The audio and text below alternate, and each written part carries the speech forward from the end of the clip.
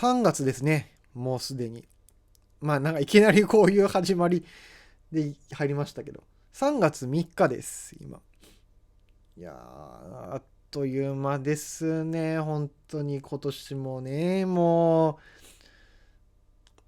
う、行く年来る年が終わって、で、ちょっと自分はベトナムに行ってみたいな。ね。で、その後別にちょっと台湾も行ったんですけど、まあその話はちょっとおいおいまたしたいなと思うんですけど、気づいたらもう3月3日ですよ、皆さん。3月3日。ねえ、もう、あれですか？あと6日経ったら3月9日みたいな。レミオロメンかけちゃうみたいな。ね、そんな感じになるんですけどね。そんな楽しい感じに、ね、なると思うんですけどね。いや、まあでも海外旅行行ってきてね、ちょっとね、ハードルが自分の中でだいぶ下がったなーって思います。コロナ明けで、今年の1月にベトナム行ってきたんですけど、まあ何せちょっと4年ぶりぐらいの海外なのでね、まあ、抵抗あったんですけど、この間ちょっと台湾もね、実は、まあちょっと家族でね、行ってきたのでね、まあ、だいぶハードルが下がったというか、まあちょっとどっか今年もう一個ぐらい行きたいなーみたいな、まあ、ちょこちょこ行きたいなみたいな感じで思いながら、もうその度にね、お昼ご飯がまあ、自炊のお弁当になるっていうね、まあそういう感じですけどね、なるべく外食しないようにしながら、お弁当みたいな、日々お弁当生活みたいな、そんな感じになってるんですけどね。まあでもそのためにはね、なんかまあちょっとずつ節約しながらそういうとこ行けたら、まあいいなー、有意義だなと思いながらね、まあそんな風に過ごしておりますよ。まあね、じゃあとりあえず先にタイトルのコールの方行ってみましょうか。では行きます。ルリビタキラジオ。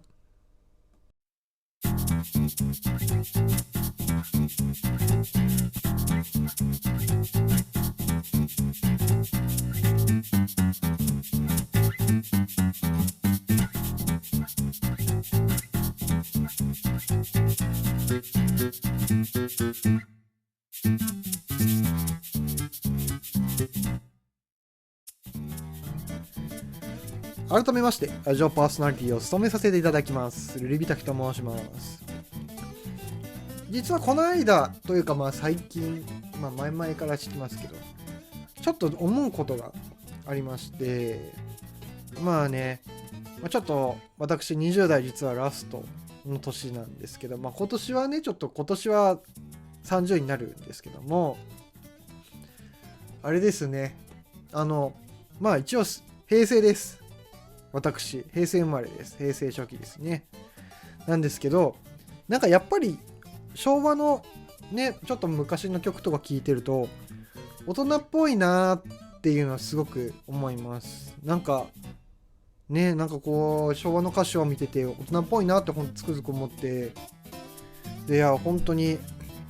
例えば、あの方、岩崎宏美さんとかね、シンデレラ・ハネムーンとか有名じゃないですか。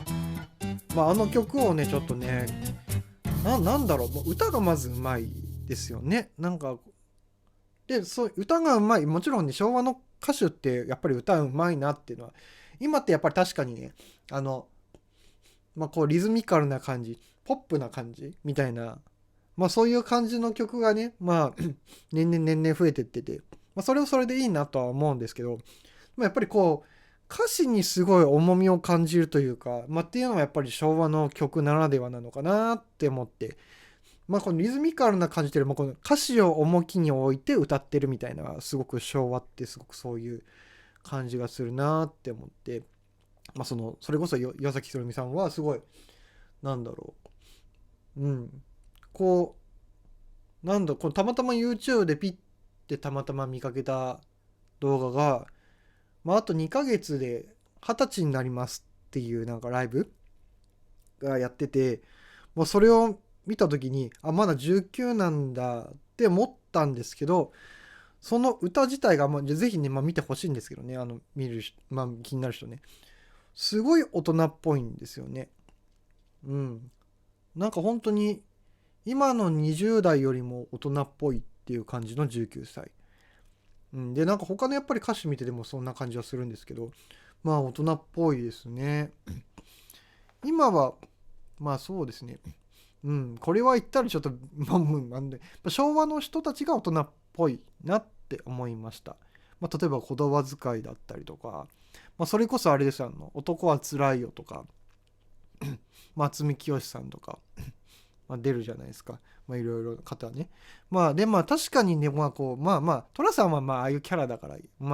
口汚い感じになりますけど、でもやっぱりこの登場人物をいろいろ見てって、この喋ってるやり取りとか、雑談をね女の子同士でしてるとか、そういうのを見てても言葉遣いが丁寧というか、日本語自体が丁寧。今も確かに流行りの言葉とかね、そういうのも昔もあったかもしれないんですけど、なんだこう流行ってる言葉みたいのってもちろんねその時代に応じてあると思うんですけど、でもやっぱりこう日本語を丁寧に喋るっていうのってなんかやっぱりね、年代が経っても経ってもそれは変わらないことなんだろうなってちょっと思いました。流行語とかね、ちょっと言葉をはしょってみたいのはあると思うけど、でも基本的にこう丁寧に日本語を話すっていうのって、それは時代を関係ないのかなって思いました。だからすごい丁寧な言葉遣いだなって思ってね。あと文章の書き方とかもね、やっぱりこういうのって日本語ってやっぱりもともと変わらないものじゃないですか、割と。このいつの時代になっても丁寧に喋るとか、流行語は流行語だし、もちろんそれはその時代の流れだし大事だなと思うんですけど、だなって思って、なので大人っぽいなというか、しっかりしてるなというか、土台がちゃんとあるというか、浮ついてないというかそんな感じしましたね。いや本当にね、だから今は多分ある意味でも若いんだろうね、きっとね。若いっていうイメージもあるのかもしれないですね。だから例えば30歳でもなんだろう、30歳でもやっぱりこう、子供っぽい人は子供っぽいしみたいな、それは昔の時代もいたかもしれないですけどっていう傾向はちょっとあるかなとはちょっと思ったりもしなくもなくもないみたいな感じもね。自分も人のこと言えないんですけどね、もちろんね。ただやっぱりね、昭和の人ってこうね、大人っぽいなーっていうのは思いました。でも言葉遣いとかやっぱそういうのって大事ですよね。どの時代でもね、やっぱり伝え方とかって大事だしね。でそういうのってやっぱりにじみ出るものだから、こういくらやっぱり付け焼き場でこう例えばパッと見で取り繕ったって中身っていうのってやっぱり変わらないもんだから、いずれは見えてくるんですよ、そういう中身って。なのでそういう中身ってやっぱり大事だなっていう、中身が本当にちゃんといい人とかすごく素晴らしい人とかだったら、もしね、表面上の例えばっていうのがあったとしても、ちゃんとしてるというか素晴らしいなとは思いますね。そんなね思う29歳でした。もうあと半年ちょいぐらいで30になるんですけどね。いや早いですね、気づいたらね。本当に僕のちょっと話しますか、話を。僕そうですね、社会人1年目の時に、海外ちょっと一人で行ってみたいなと思ってタイに行ってみたいな。でそこからちょっといろんな景色もあるし、こう違った考えもあるしみたいな、海外見ることで、気づきっていうのはいっぱいあるし、自分の中のこの物事の捉え方が広くなるからすごいいいなと思って、海外行きたいなと思って、それで今に至るんですよね。でそういうのはやっぱりこの旅行だったりとか旅したりとか、あとそれこそ学校の先生をやってたっていうのも、まさにね子供たちの捉え方考え、すごい発想豊かですから子供っていうのをいろいろ見てって、そういうのを織り交ぜてって今に至るのかなとちょっと思いますね。なのでそういう教育とかそういう旅行に携われるようなね、そんなのサービスとかをねそのうちねいずれね、出していけたらなとかもちょっと思ったりしますね。ねそうすることでやっぱりひょっとしたら、自分がちょっと見かけたカンボジアの実は出来事もあって、これもちょっと話すか、今ついでに。そうですね、その方がいいですね。カンボジアでそうですね、自分がすごい旅行行ってて、心を打たれたというか、何かし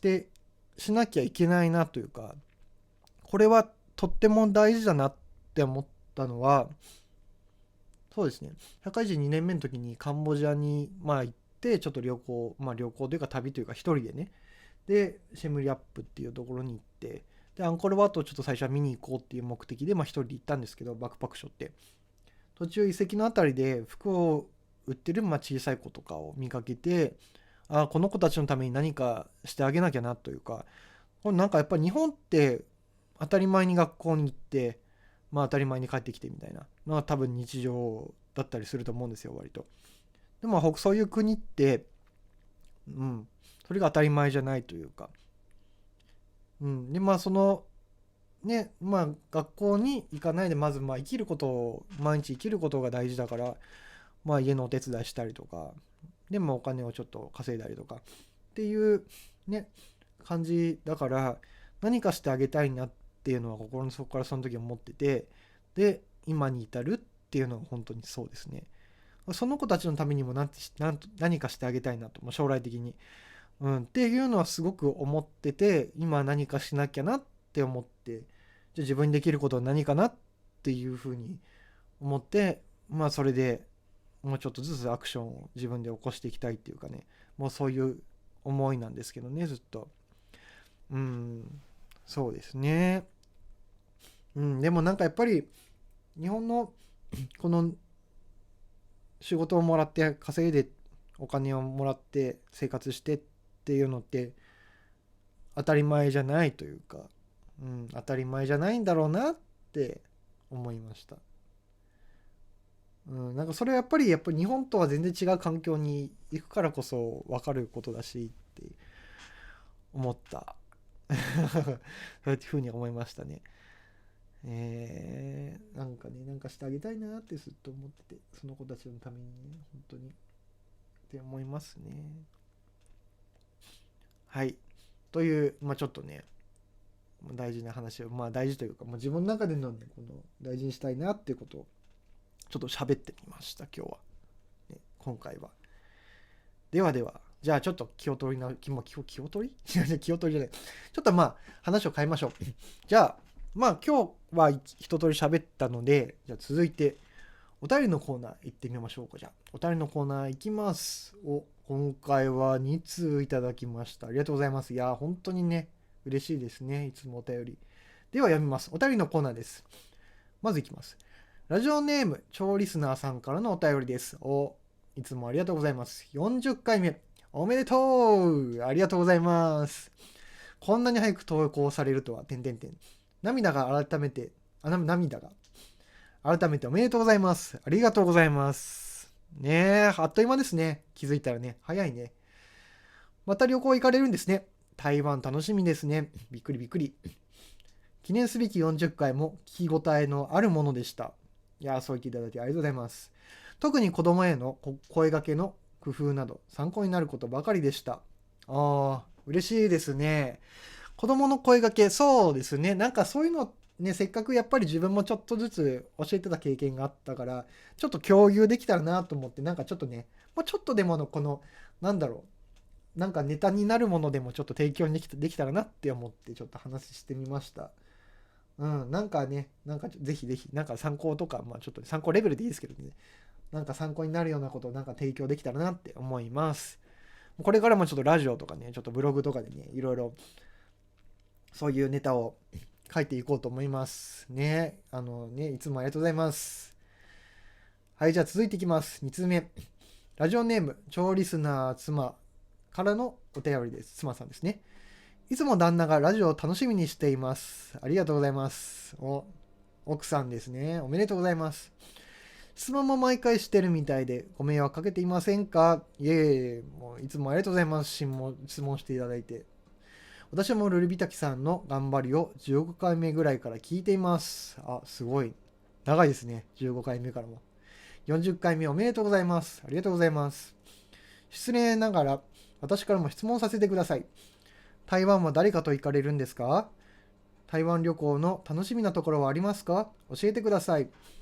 台湾はね、冒頭で言った通り、実は家族で行ったんですよ。家族旅行ですね。前一回、家族で台湾行ったことはあって、行こうよって話で僕の方で提案して実際行ったんですけど、まあね、それで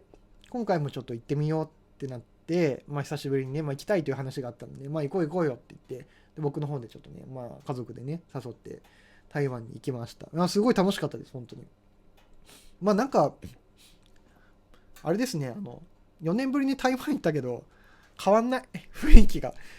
全然変わんないです。なんか台湾って。で、なんかこのビルとかの建物とかも何もかも変わらなかったのでね。すごいいい雰囲気でしたよ、本当に。ぜひぜひ。台湾旅行の楽しみなところ。そうですね。中華料理がやっぱ美味しいですね。なんか口に合うものが結構台湾って多いし、日本に似てるところがあるから、例えばですよ、なんかエビシューマイとか食べたんですよ。空港で。エビシューマイとか、あとはね、おしるこみたいなのとか、あとはなんか、ちょっとこれは食べなかったんですけど、杏仁豆腐みたいのもね、実は屋台出てるんですよね。っていうのもね、あって、美味しそうですよね。そういうの見てたら。なのでね、口に合いそうだなっていう、しかも美味しそうっていう、料理はいっぱいあると思います、台湾。そういう意味では、なんかこう、抵抗なく食べれるっていう意味ではね、台湾は。なので、こう、